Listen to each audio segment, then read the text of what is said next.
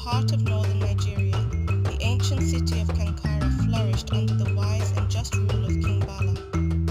The king was beloved by his people, not only for his fairness, but also for the three daughters who graced his palace with their unique gifts. The eldest Ihotu was known far and wide for her wisdom and kind heart, making her the beloved future queen.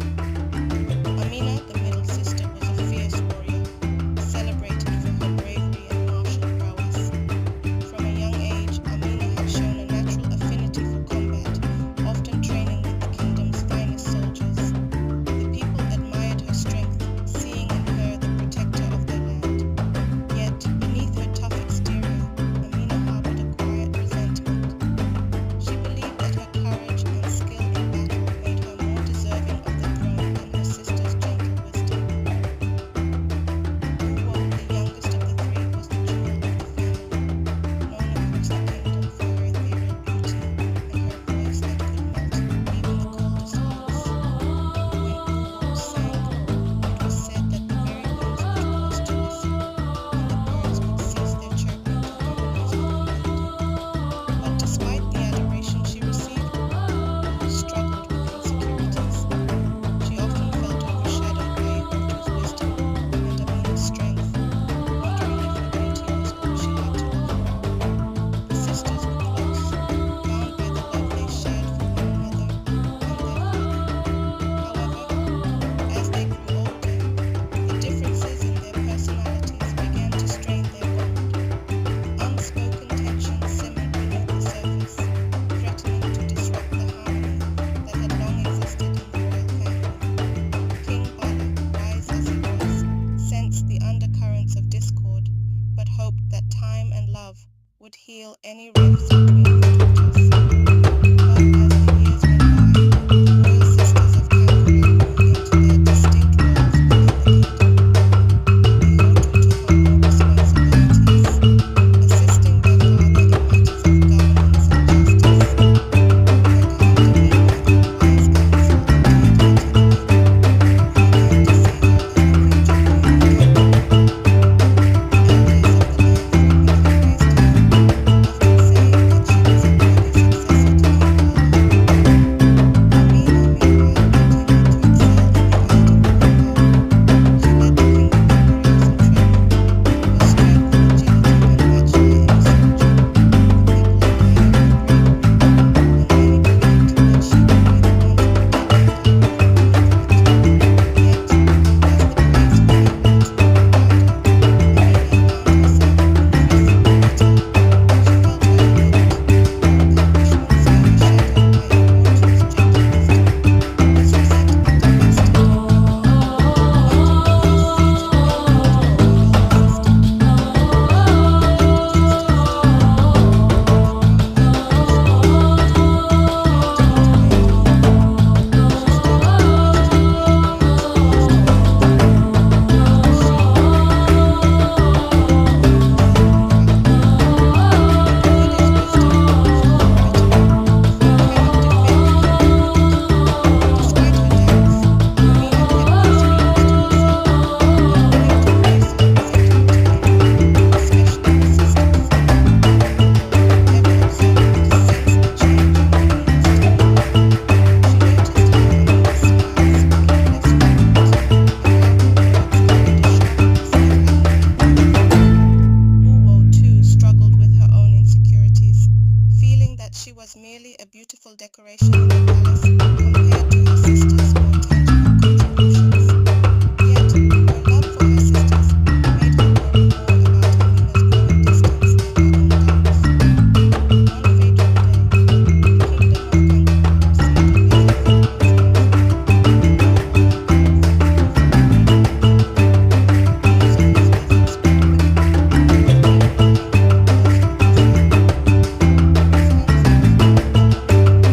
royal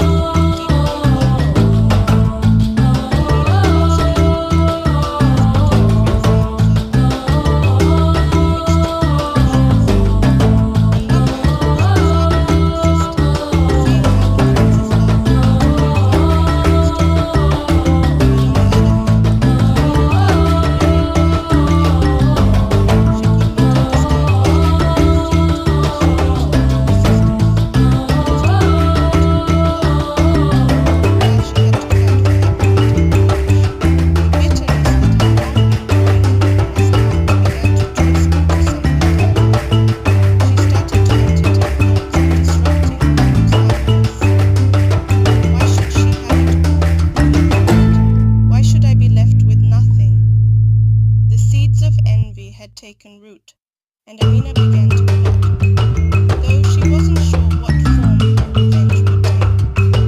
While the palace buzzed with talk of Prince Hamza's courtship of Urwa, Ihortu noticed a change in the air. She could feel the tension rising between her sisters, though neither had spoken yet. Amina's growing distance and Urwa's increasing anxiety did not escape her notice. Ihortu had always been the peacemaker among her sisters, and she worried that something was stirring. Ihortu decided to confront Amina, hoping to ease what heavy burden was causing her sisters distress. But when she approached Amina, she was met with coldness and deflection. Amina assured her that nothing was wrong, though her eyes betrayed the truth. Ihortu knew that Amina was hiding something, but she chose to give her sister space, hoping that Amina would come to her when she was ready. Despite the prince's affections, Amina found herself plagued by self-doubt. She wondered if it was a true love, or if he was simply enchanted by her beauty. Now that all was being quiet for a month, she longed to be back in the court and face the real facts. These thoughts worried, casting a shadow over the joy that should have been hers. Amina confided in Ihortu, expressing her fears and anxieties. Ihortu gathered her forces, reassuring her that Prince Hamza would be okay. Amina Ihortu things like love, kindness, peace, and happiness. All of these, however, were truly special. What seized the Emperor's desire were Ihortu's words about self-love. His cozy love, preferring to undermine her happiness. Amina's envy continued to fester, and she found herself drawn to the idea of disrupting Uwo's happiness. One evening, as she wandered the palace grounds, she encountered Malik, a rival prince who had long desired to conquer Kankara. Malik, aware of Amina's growing discontent, approached her with a proposition. He offered her power and the throne of Kankara in exchange for her help in bringing down Prince Hamza and sowing discord in the kingdom. At first, Amina was horrified by the idea of betraying her family and her kingdom, but Malik's words were like poison, slowly seeping into her mind. He painted a picture of a future where Amina ruled Kankara, where she was no longer overshadowed by Ihortu or Urwa. The temptation was too great, and Amina found herself agreeing to the Dark Pact, setting in motion a chain of events that would forever alter the fate of Kankara. Ihortu's concerns about her sisters only grew as time went on. She could sense the growing tension in the palace, but Amina's coldness and Uwo's insecurities made it difficult for her to intervene. Determined to find a way to protect her family, Ihortu decided to seek the guidance of the ancient sages who lived in the remote desert beyond Kankara. The journey to the desert was treacherous, but Ihortu's resolve was strong. She knew that the fate of her family, and perhaps the entire kingdom, depended on her finding answers. As she traveled, she encountered various challenges that tested her wisdom and strength. Each trial deepened her understanding of the true nature of love, envy, and power, preparing her for the battle that lay ahead. While Ihortu was away on her quest, Malik began to implement his plan. He sent spies into Kankara to spread rumors and lies, sowing seeds of doubt among the people. The once peaceful kingdom began to fracture as mistrust and fear took hold. Malik's forces, disguised as traders and travelers, infiltrated the city, preparing for the day when they would strike. Amina, though still uneasy about her right to Malik, pushed forward with her plans. She began to distance herself even further from her sisters, her loyal and independent path she had chosen. But as the day of Malik's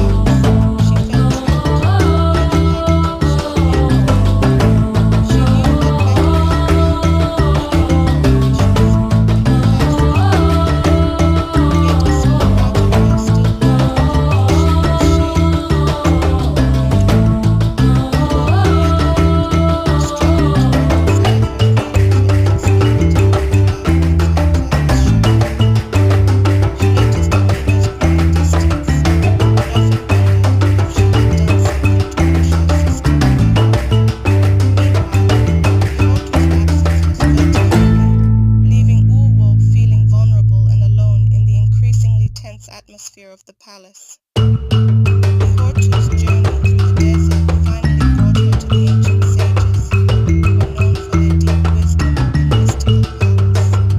The sages welcomed Ihortu, recognizing her as a symbol of truth and justice. Ihortu explained the turmoil within her family and the kingdom, hoping the sages could offer her guidance. The sages, after listening to her plight, revealed to Ihortu a powerful truth. The greatest strength lies not in power or beauty, but in love and unity. They warned her that envy and greed could destroy even the strongest of bonds, but that love had the power to heal all wounds. They gave her an ancient artifact, the mirror of truth, which had the ability to reveal the true intentions of a person's heart. Armed with this knowledge of the artifact, Ihortu set out on her journey back to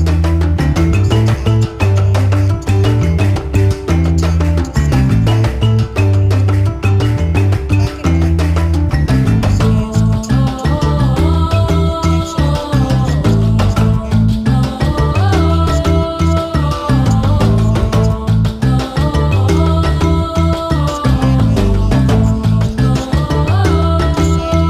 palace was almost unbearable. The priest always called her to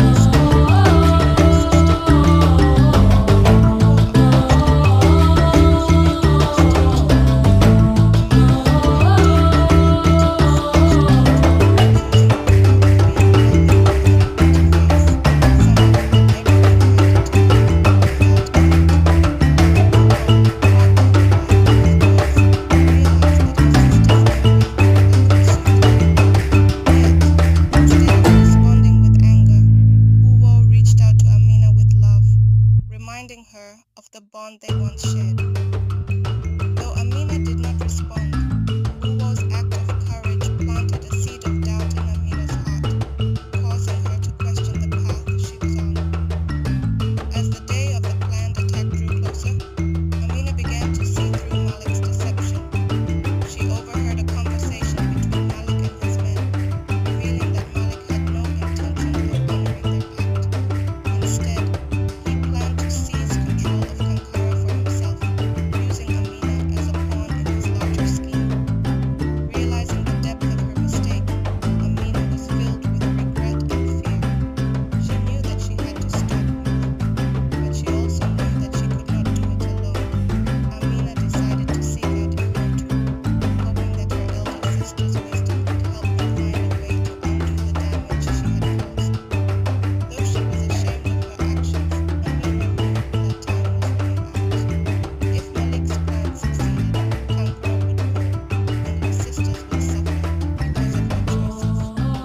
As Amina wrestled with her conscience, Ihortu finally returned to Kankara. She sensed the tension in the air as soon as she entered the palace, and the mirror of truth began to glow, revealing the darkness that had taken root in her home. Ihortu wasted no time in seeking out her sisters, determined to use the mirror to uncover the truth and heal the rift between them.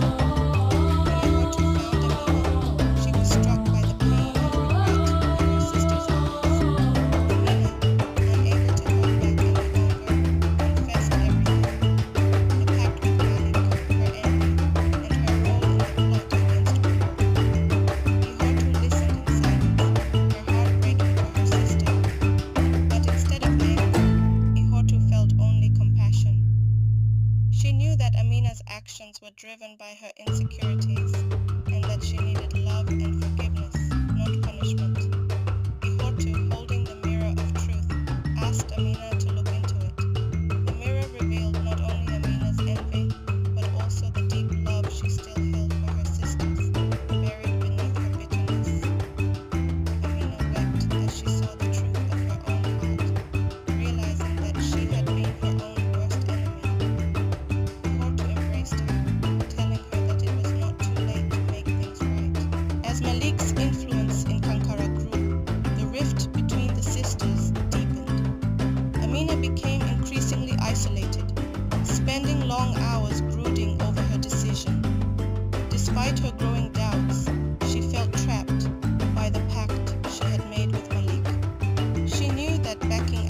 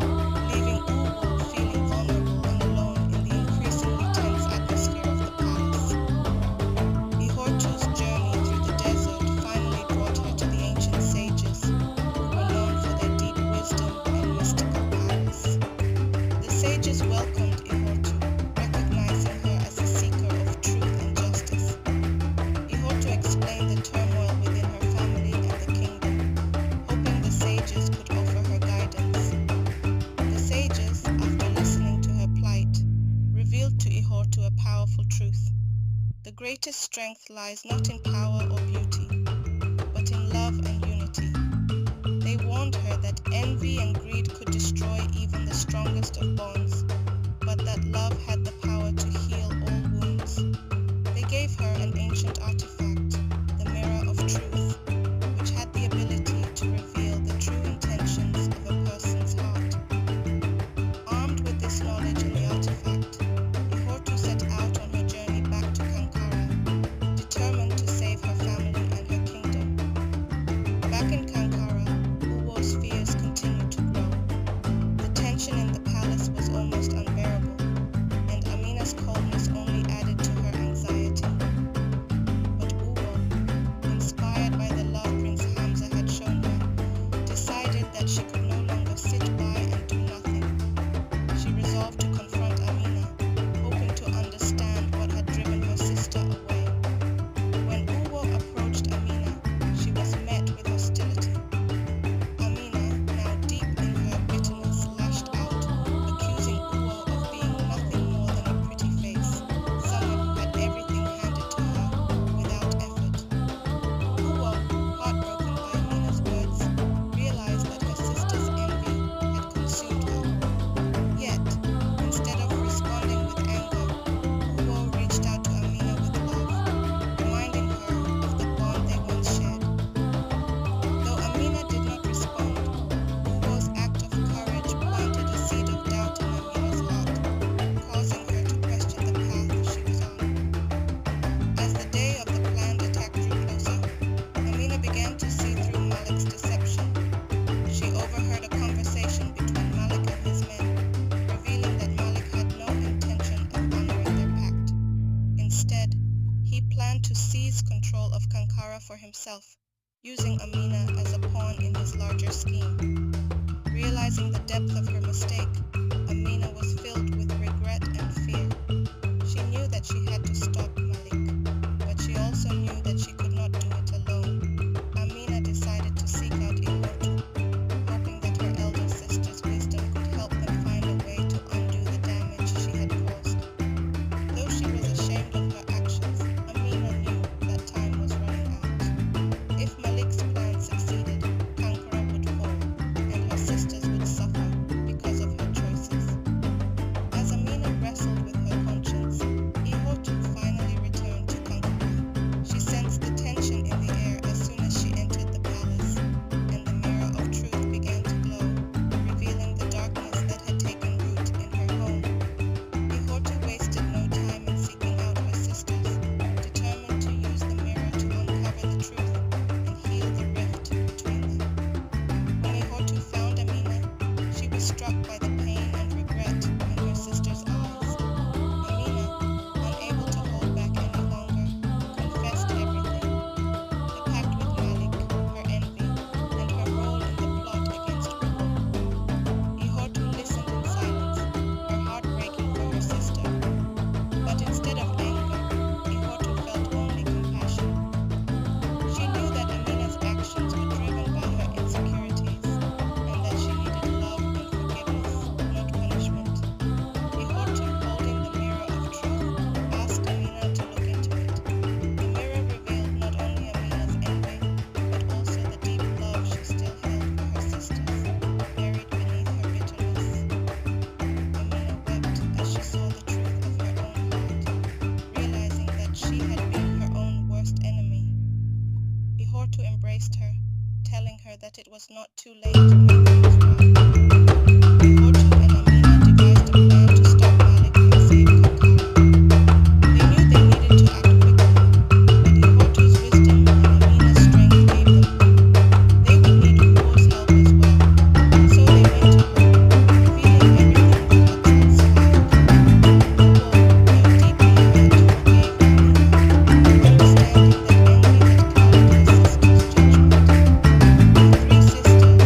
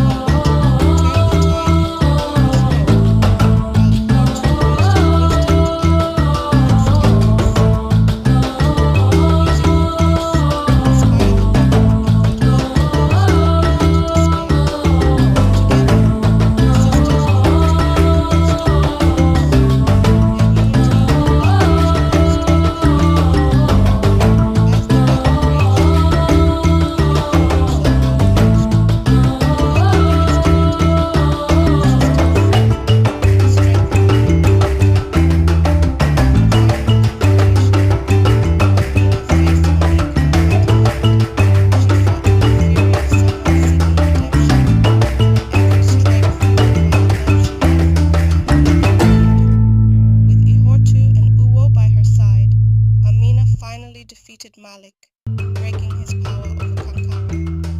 The mirror of truth revealed Malik's true nature to all, exposing his lies and treachery.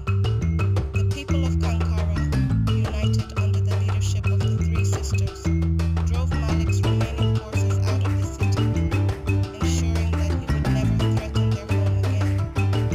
With Malik defeated, peace returned to Kankara, but Amina still struggled with the guilt of her actions. Though her sisters had forgiven her, she found it difficult to forgive herself.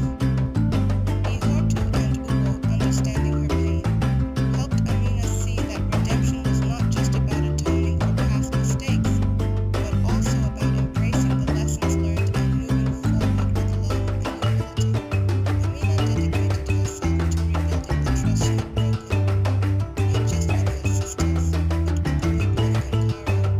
She became a protector of the kingdom, using her strength to ensure that Kankara would never face such a threat again. Over time, Amina found peace in the knowledge that her actions, though misguided, had ultimately led to the strengthening of the bond between her and her sisters. The story of the three sisters of Kankara became a legend, told for generations as a reminder of the power of love, forgiveness, and unity. Ihortu, Amina, and Ugo, each having learned valuable lessons from their journey, ruled Kankara together, ensuring that their kingdom prospered in peace and harmony. Ihortu, as the queen, guided Kankara with wisdom and compassion, always remembering the lessons she had learned from the sages. Amina, now a revered general, protected the kingdom with unmatched strength and bravery. Ugo, having found her true worth, used her voice to bring joy and inspiration to the people, her confidence shining as brightly as her